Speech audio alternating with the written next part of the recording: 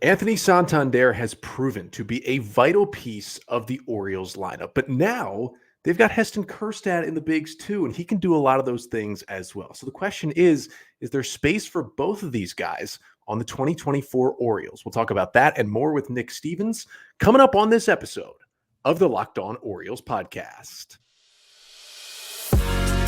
You are Locked On Orioles, your daily Baltimore Orioles podcast. Part of the Locked On Podcast Network, your team every day. Hey there, Orioles fans. Today is Wednesday, November 29th, 2023, and welcome back into the Locked On Orioles podcast, part of the Locked On Podcast Network, your team every day. As always, I'm your host, Connor Newcomb, and coming up on today's episode, we'll be reviewing the seasons of Anthony Santander and Heston Kjerstad, talking about what they brought to the O's and what they could bring to the Orioles if both of them are back with the team in 2024. And we're going to do it with Nick Stevens of the On the Verge podcast. But first, this episode of the Locked On Orioles podcast is brought to you by FanDuel. Make every moment more. Right now, new customers get $150 in bonus bets with any winning $5 moneyline bet. That's $150 just if your team wins. So visit FanDuel.com/LockedOn to get started today. And we bring in Nick Stevens here. He is one of the three co-hosts of the On the Verge podcast, covering all things Orioles minor leagues and major leagues as well. He has been on this podcast multiple times before. And Nick, welcome back to the show. Thanks for having me on. Always, you make so much time for us on our show, so always willing to hop on whenever you want to talk Orioles. Yeah, it's a good relationship we got between the two shows, and I've said this before. You know, I listen to a lot of podcasts. It is hard for me. I don't know how you feel about this. It's hard for me to listen to a lot of other Orioles podcasts because I don't want to just be regurgitating the same talking points that I'm hearing from others. Yeah. Your guys is the one that I listen to, and that's not a shot at anyone else's Orioles podcast. It's just that you guys know the minor leagues, know the system better than I do, and so it's more of an addition to my show than anything else. And a lot of times it's tough. Like, there are other good shows out there. It's just like, I know they're going to be talking about the same thing as me because this is the big story in Oriole land right now. Yeah, that's why we found the niche. We found that little space there in the Orioles market because you're right. There are a lot of great Orioles podcasts. There's a lot of great Orioles content, which is a good thing. But yeah, we started this Orioles minor league podcast right before the pandemic hit as well, like February 2020. So like great timing for a minor league podcast. But yeah, we transitioned a little bit to the major league side of things now that more of these guys are graduating and the Orioles are good again. But yeah, there's always going to be minor leaguers and hopefully always plenty more good minor leaguers that come up through the system. Yeah, we'll talk about a guy who right now I think is a consensus, I'd say top 3 prospect in the Orioles system, maybe at worst top 5 in a couple of minutes here. But I want to start with a guy who is established as an Oriole. And my hope is that is for more than just one more season. But we will see. That is Anthony Santander, who the big news surrounding him right now is he is a free agent after 2024. Let the trade talks commence. But before we get to that, Nick, when you look back on Santander's 2023 season, hitting in the middle of this Orioles order, what do you think the one thing will be that you remember from this campaign? Just honestly, I first go back to like the World Baseball Classic, like the majestic home runs, the high energy celebrations, just like real authentic, pure baseball and its own, the whole entire World Baseball Classic. Go off on a tangent on that one, but like I remember watching those games and thinking, like, is Anthony Santander like fully arrived now? Like, he's coming off his first full healthy season back in 2022, had 33 home runs. We saw the walks go up, strikeouts go down, and I'm wondering, like, can he do that again in 2023? And then when I'm watching him in the WBC, it was hard for me not to get excited and thinking, like, is he going to take another step forward in 2023 and be this truly elite piece in this Orioles offense? And like, not that there's a big gap between like who Santander was in 2022 and where he could go, but still like round out his game more and take it up to another level. And, it was slow going there for like the first, month or so out of the gates when you look back at this season, and maybe the WBC and the timing of that has some impact. I don't know, but regardless, you look back at this season and you see the 70 extra base hits. He hit the ball harder than I think ever before, even just by a little bit, but still. And he was really someone who flourished with runners on base. You put the high OBP guys and Adley and Gunnar in front of him, and you look at his splits with runners on versus runners off base, and they're just astronomical difference there. And the biggest thing for me was 153 games. Again, only Adley had more games, which is shocking in its own right. The catcher playing more games than you, but still, until knowing that I was going to come on and talk about Santander and looking back at some of his numbers, it's like 2017 was when he joined this organization as a Rule 5 draft pick. It's really hard to believe. It's been a long time, but it's just one of those guys who seemed to never stay healthy. And now he's 2 straight years of really healthy baseball. And I think developed into that elite piece in the middle of this Orioles lineup and was a big reason why they won 101 games this year. Yeah, you look back at the 2017 Orioles, and I'm sure someone will yell at me in the comments if this is wrong, but it's just Santander and Hayes, right? That are still here, I believe, from guys who played on that team, and they both had very small cups of coffee on that team for different reasons. But that was the last time, the most recent cycle of the Orioles trying to win. They were both on that team for bits and pieces. But I think for me, what I'm going to remember from the season is kind of to build off what you said. But for me, it was that Santander, I think, established himself as just a good everyday big leaguer that people around the league know. Like, I think at this point, and it helps that the Orioles won 101 games, made the playoffs, and won the division. But the fact that I think Santander is hitting third in this Orioles order, and finally he had not just one fully healthy season, but back-to-back fully healthy season. Starting from when the Orioles got him from the Cleveland system, he had like that shoulder issue and like he couldn't swing the bat for a little bit. It was different injuries every year. And even in 2020, we thought he's going to break onto the scene. He was amazing for 40 games. Then he has the oblique injury and he misses the rest of that 2020 season. And, then he gets the ankle injury, I believe it was, in 2021. And finally, to have him back-to-back healthy season, 153 games, career high, 656 plate appearances, career high for him this year. And his home runs were a little down from 33 to 28, but hits 257, that was up. 325, that was up. For his on base, 472 slugging, that was up. A 119 WRC plus and a 2.6 FWAR, basically fairly in line with what he did in 2022. That shows a consistency that I think now, when more casual fans around the league, and the WBC probably helped this as well, I think people know who Anthony Santander is and know that he is like the force in the middle of a good order. It felt like this season kind of pushed him to that level. Yeah, it took a while. It took longer than expected, all the injuries you mentioned there, but yeah, consistency. And yeah, he might have had his slumps in his streaks this year. I mean, all baseball players do. We talked about this recently with Adley just winning a Silver Slugger award, and it felt like at times some of the conversation around Adley was like big questions about the bat. And it's like, you take a step back and look at these seasons. Santander was nominated for a Silver Slugger award this year. And, we're going to talk about the future, of course, but I think he's earned himself a pretty big payday when he reaches free agency here at the end of the year. 2 straight years. He's still, he's approaching 30, I think, this year, which, can be a concern, I'm sure. But at the same time, we can also talk about defensively as well. Like, I think the conversation around his defense maybe gets overblown a little bit. I don't think he's as bad as some people make him out to be. He's definitely not, a Gold Glove winning, although he was that 2020 he was nominated, or 2021? 2020 he was a finalist that year. Which is wild. Gold Glove is another conversation, but he's not a Gold Glove winning outfielder, but he's going to hold his own out there, especially in right field over there at Camden Yards. So yeah, just consistency. I think he's earned himself a big payday in the near future, and it's really good to see. He seems to be a fantastic clubhouse guy as well, and it was good.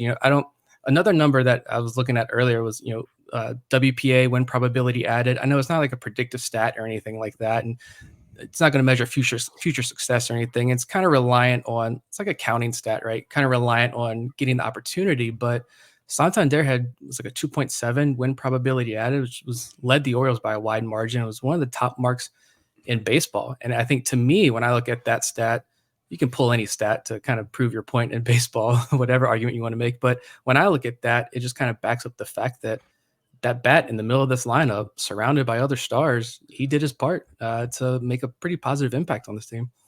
Yeah, I mean, talking about the defense, it's back-to-back years with 3 defensive runs saved in right field. That's not a Gold Glover, but that's a better than average right fielder. And I think he really worked the last couple off seasons to change his body a little bit, where he can move around a little bit better out there in right field. And he's still playing, at least at Camden Yards, that is the easiest of the 3 outfield positions because they've now moved the wall back and left. But he looks better out there. The arm is still good, and I trust him. He's still going to be replaced in the 9th inning. I think that's still something that's going to happen. But I trust him if he is out there, and I trust him to at least go get the ball at times. And you just spoke about the WPA. FanGraphs has a high leverage situation stat where they break into low leverage, middle leverage, and high leverage situations. He was at his best in high leverage this year when the game was on the line, had a 356 average and a 148 WRC plus in those high leverage spots. Like, he took a lot of big swings for the Orioles this year. And you look at the splits, the switch hitter. I mean, it was a 122 WRC plus as a right-handed hitter, 118 as a left-handed hitter. So, he had a little more power from the left side, but some of that's because of the ballpark he plays in. I mean, he was really even from both sides, which meant there wasn't like this huge discrepancy where you could bring in, a different reliever, a left-handed reliever, and know you would get him out. And I think also what's cool about Santander is when he gets hot, he gets hotter for 2-week stretches than maybe in sometimes 1-week stretches than any other Orioles hitter. I think it was John Mioli who wrote about it in the Baltimore Banner this season, but there were 3 of them I marked down. He started May after that terrible April. He had 6 straight 2-hit games to start May. I mean, it's pretty ridiculous. Not just a 6-game hitting streak, 6 straight 2-hit games, finished with a 191 WRC plus in May, which is just an absurd month that he had. Then there was one in mid-June where in 6 games, he homered 5 times and had 9 RBIs. And then there was a big one right at the end of August, 8 games, hit 424, had 5 homers and 14 RBIs in that stretch. That was the big one that I think caused Mioli to write that article. And when you got a guy who gets hot, but I think the best thing about him, Nick, is you talked about the peaks and valleys. Even when he's not hot, he only is at worst like a league average hitter when he's not hitting well. And then when he gets hot like this, he's one of the most dangerous hitters in baseball. And that's where he's going to make maybe his money, is like, if he can get hot for 2 weeks, 3 weeks at some point, like, he has shown that he can carry an offense for a little bit. Yeah. And, one of the bigger things too that stuck out to me with Santander is we talk about player development all the time over on our show, obviously focusing on the minor leagues, but player development doesn't stop when he gets to the major leagues. And I think the Orioles have done a fantastic job. Credit to, Ryan Fuller and Matt Borg-Schulte and analysts and everyone involved in this. I think Santander is a pretty prime example of what this team is able to do with guys at the big league level. Like, you're not a finished product once you get up there. And Santander is proven that. He's 28, 29 years old and continuously getting better under this regime. So that's been a lot of fun to see as well. Kind of just emerge as there are stars, there are superstars in Gunnar Henderson and Adley Rutschman, but Santander may not be a superstar, but he's a guy that you don't pay attention. He's going to change the game on you. He's a guy that I think now, like, if you're an opposing team and you're putting together a game plan, you've got to factor Anthony Santander like just as much attention, I think, if not more sometimes, than Adley and Gunnar in certain scenarios. So it's just been awesome to watch his development over the last couple of years. Yeah, it's been huge for the lineup. So let's get to the question that I think the people are here for now. He's a free agent after 2024. He is kind of like the impending free agent for the Orioles going into next year. He is due to make somewhere between $12 and $13 million in arbitration for the 2024 season. The Orioles, since they started the rebuild, have not paid anyone not named Chris Davis that amount of money in one season. They paid $10 million to Kyle Gibson last year. That was kind of the top of the line. So there are the trade, and they've been swirling around Santander for 3 years now. So it's not like this is anything new, the talks of potentially dealing him away. I think they're more serious this offseason than they've ever been, because it now also fits into a Guardians, Brewers, Rays style plan. Those teams, knowing that at this point they hadn't extended a guy like Santander, would be looking to deal him this offseason. Where do you stand, assuming the Orioles can get fair value that would help them for more years in a deal? Where would you stand right now on whether or not to trade Anthony Santander? It's tough because I mentioned this last week or recently on our show. Like, the goal is now, I feel like for the Baltimore Orioles, the goal has to be World Series or bust. You won the AL East, you won 101 games, you went to the playoffs last year. You've got some of the top prospects in the game emerging, Grayson, Bradish emerging in this rotation. You've got to take this rebuild. The rebuild's done. You're going to an entirely new level here. And I've been in lockstep with this front office on many decisions that they've made over the last couple of years. I think this organization is in great health from the top down. But I'm hoping that we don't see the scenario where you're trading Santander because he's reached that point of he's getting too expensive and we move him for prospects. I hope we're beyond that point now because, and ideally, you've set a pretty high price tag on Santander. Not astronomically high, but you have a hefty price tag on Santander when you're in trade talks with other teams. And you're at a point now where you don't need to budge from that asking price with Santander. If someone wants to pay up for him, and he's a corner outfielder, 1 year rental, so his value I'm sure isn't as high as it could be. But at the same time, if a team's not going to pay up, then don't trade him. Keep him this year. If you want to package him with some top prospects and you get a frontline ace, I'm okay with that. I can be okay with that as long as it's the right ace. I think there are a couple of guys I know it's like some Orioles fans are eager to acquire that I'd be a little bit skeptical. But if you can land a true number one ace, move Santander with some top prospects, I'm fine with that. But at the same time, I think it makes a lot more sense to let him ride out this year, get that 1 more year out of him. And if he's producing anywhere close to what he has the last 2 years, he's going to be again an instrumental piece in this lineup in what's hopefully a World Series run in 2024. You allow guys like Colton Cowser and Heston Kjerstad, they're great prospects. I love both of them. I can sit here and talk for 2 hours about each of these guys, but they're not. I don't think they're ready to step in opening day and give you the production that Santander is going to give you. So if you have seeing as Cowser and Kjerstad are both on the roster come opening day, you have a whole nother year where these guys can continue to kind of methodically be worked into the lineup, right? Get more comfortable defensively. We know that's been a big issue with both these guys at the major league level, at least trusting them defensively right now. Let them continue to get their feet wet and settle in. Use another year, tremendous year out of Anthony Santander. Maybe you extend the qualifying offer. He rejects. You get the draft pick. He gets his big payday. It can be a win-win situation, right? But yeah, as far as the trade goes, that's a whole nother subject in itself, the qualifying offer and what you do with the extension or not. But as far as the trade goes, unless it's for that ace, I hope he's in an Orioles uniform all year long. Yeah, I mean, I would love for them to put together some sort of extension that signed him through 2026, like just inked him to a 3-year extension right now that bought out that final year of arbitration and got him for 2 more years. I'm not sure if that would happen. I've made it clear I'm vehemently against the Orioles dealing him away. And I think in theory, if he were a piece in a trade for an ace-type pitcher, that could make sense in theory. But my issue is for the teams that you're taking an ace-style pitcher away from, they don't want expiring contracts coming back in that deal. I don't think the White Sox want Anthony Santander at all because they're not going to compete in 2024 and they're not going to pay Santander 2025 and beyond.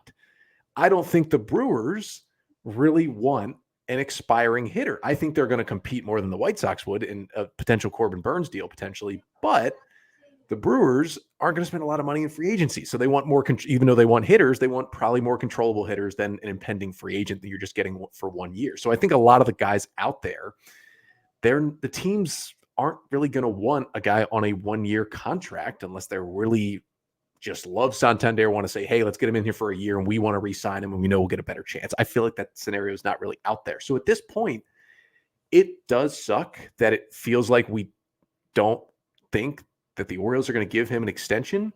But the very least you can do is just hand him his $12 million, let him play out this season. As you said, I think the qualifying offer could come into effect and get a draft pick at the end of the year and just let him sit in the middle of this order. And you said it best.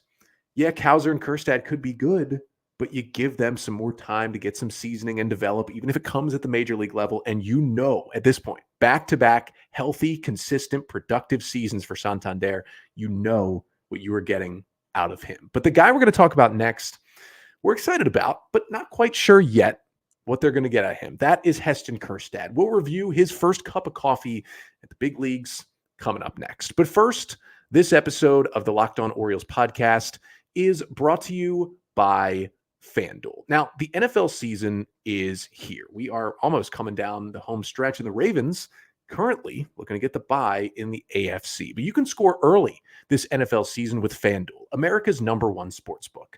Right now, new customers get $150 in bonus bets with any winning $5 moneyline bet. That's $150 just if your team wins. So if you've been thinking about joining FanDuel, there is no better time to get in on the action.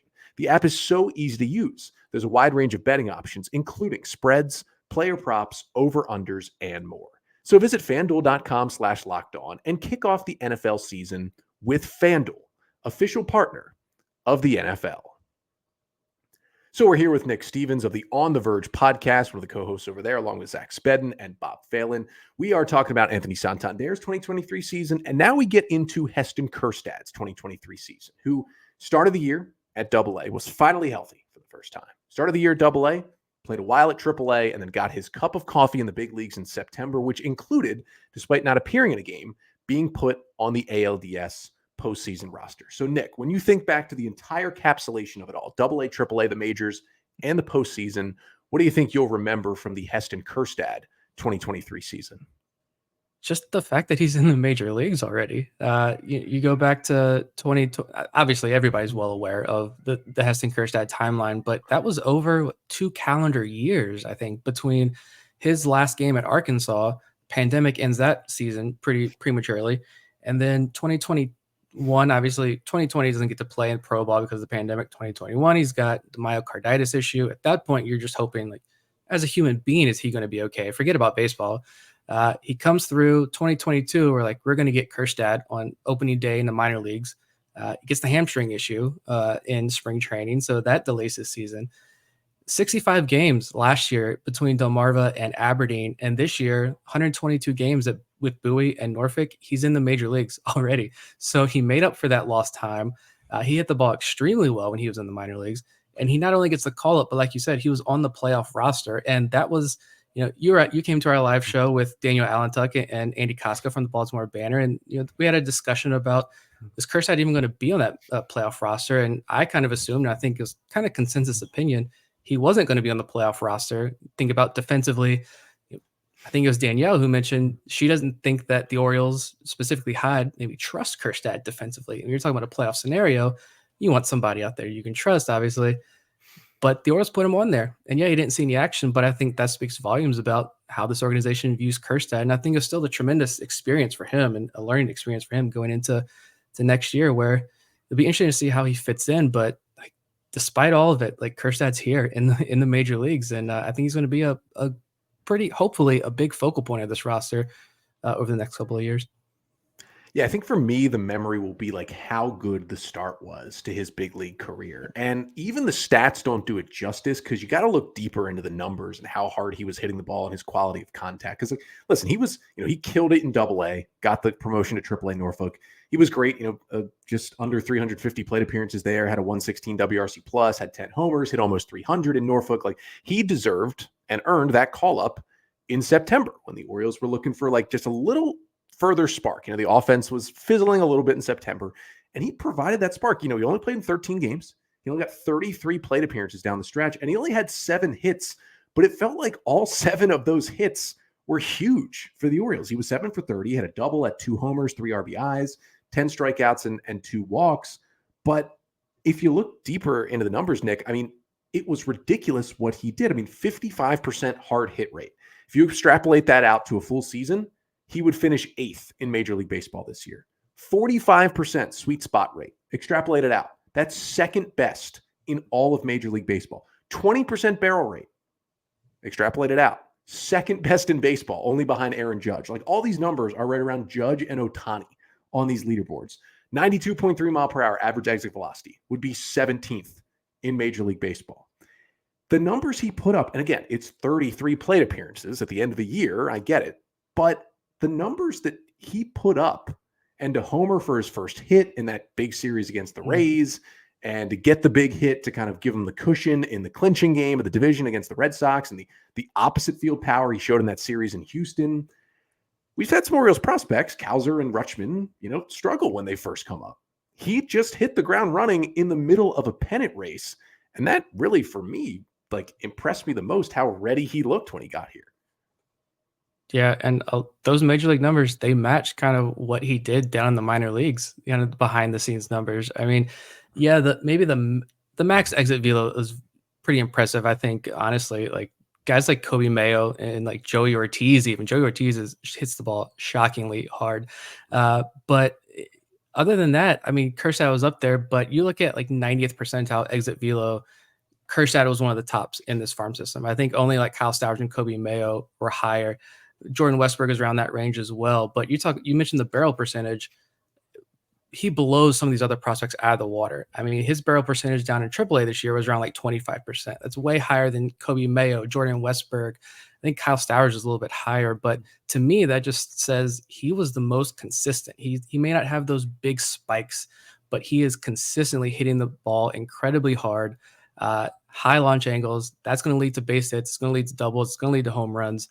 And for him to just, like you mentioned, take off and hit the ground running at the big league level, this guy was, when he was drafted, I think that was one thing that this organization loved about him was he was someone who could move pretty quickly through this organization because he was a baller. Like, he's a hitter. That's just what he does. And he's proven that every step of the way. So yeah, that was another thing too. I remember seeing all the beat reporters watching him take BP. A lot of people, I'm sure, haven't seen him play up close and personal. And that was the one thing that I remember they highlighted. It's like, he's hitting the ball in places that not many major leaguers are hitting the ball, even in BP. And this kid's been in the big leagues for a week.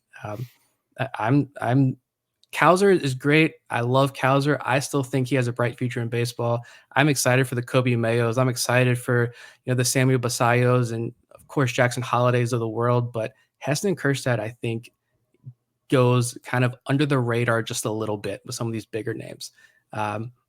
In terms of this guy's defensively might be some limitations, but I think this guy is going to be someone you can rely on for 30 plus home runs every single year. And even the speed, the guy had a couple inside the Parkers this year, like 4 or 5 triples down in AAA. I mean, he's kind of the complete package down there offensively.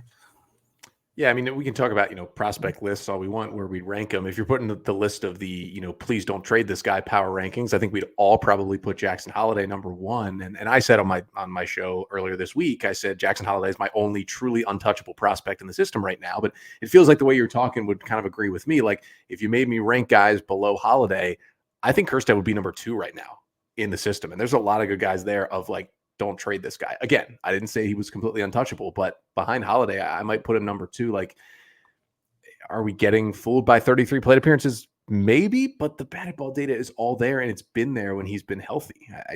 I think he's kind of proven it here. But you did say something about the defense a little bit, and there's questions there, right? The Orioles put him out there for 21 and basically 22 innings in the outfield, and a lot of that was when it really didn't matter.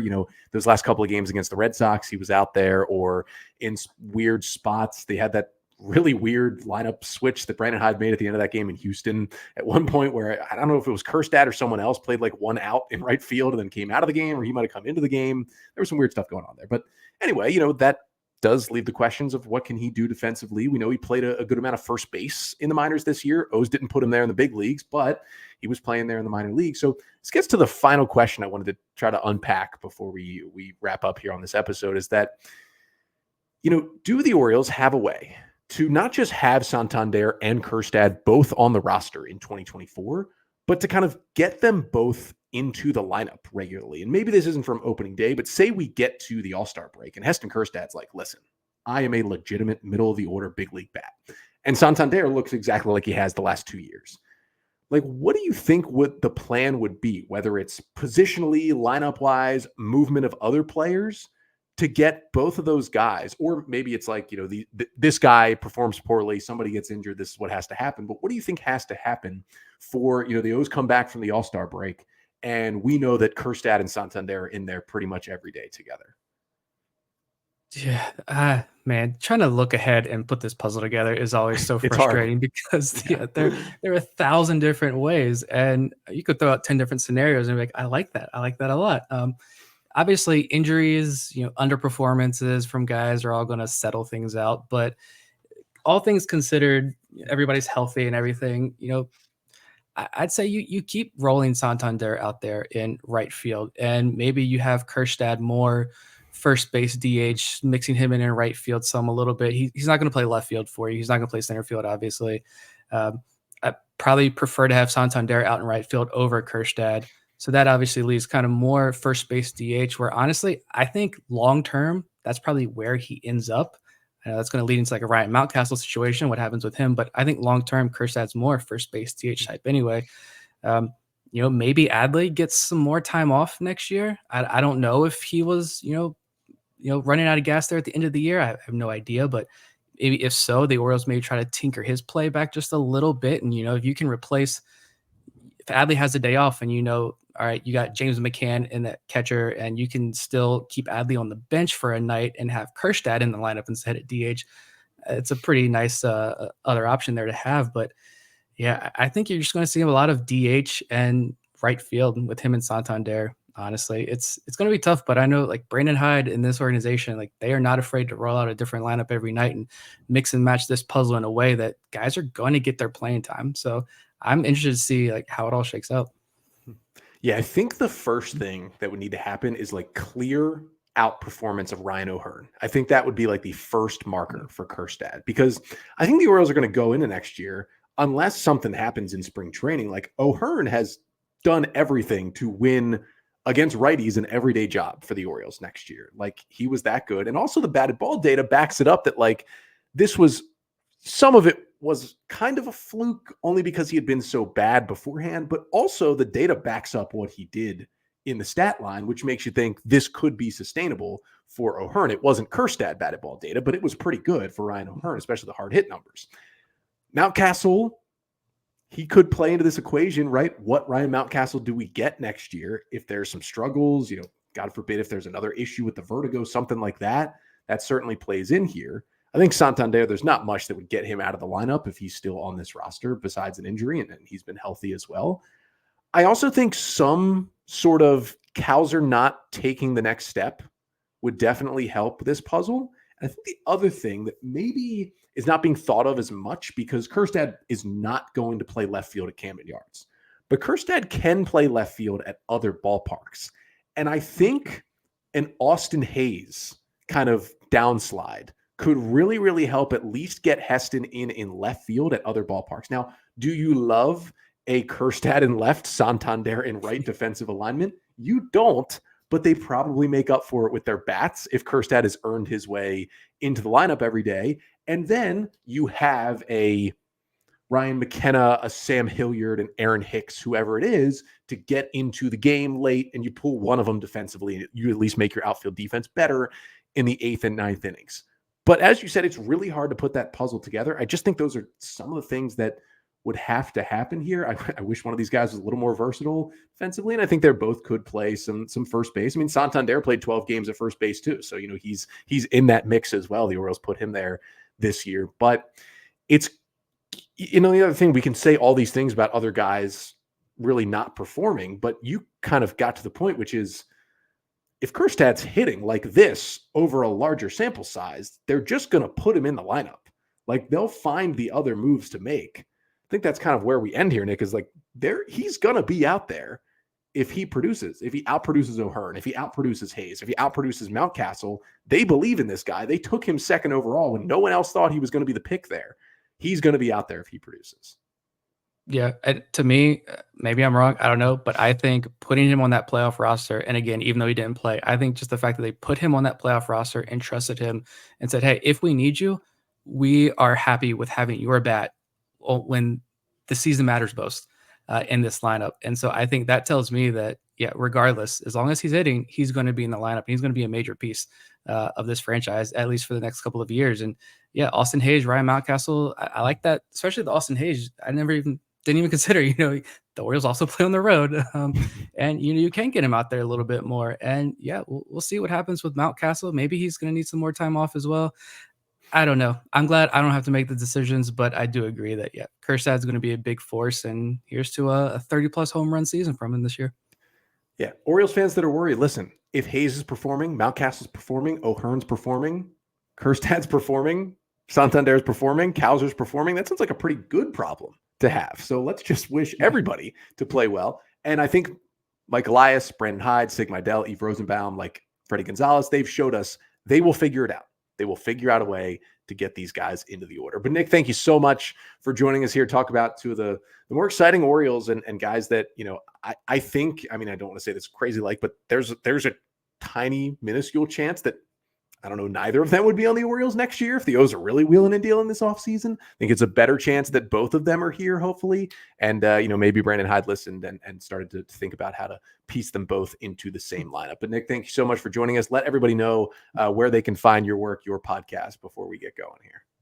Yeah, we are everywhere. You listen to podcasts, find us on Twitter, Facebook, Instagram, all of that at The Verge Pod. Give us a follow, and we'll just pump out minor league content every day, all year round. Great pod over there on The Verge. Make sure to check it out. That'll do it for today's episode. We are back tomorrow. Unless any news breaks, unless the Orioles get a little early jump on the winter meetings and make a move here, we'll be back tomorrow continuing our 2023 Orioles season player review series. Danielle Allentuck of the Baltimore Banner, who was mentioned in this episode, she'll be on the show tomorrow. We're talking about a couple of left-handed pitchers who have some questions going into next year. Are they in the rotation? John Means, Cole Irvin. How do they fit in 2024? We'll talk about that on tomorrow's episode. But until then, I'm Connor Newcomb, and this has been the Locked On Orioles podcast, part of the Locked On Podcast Network. Your team every day.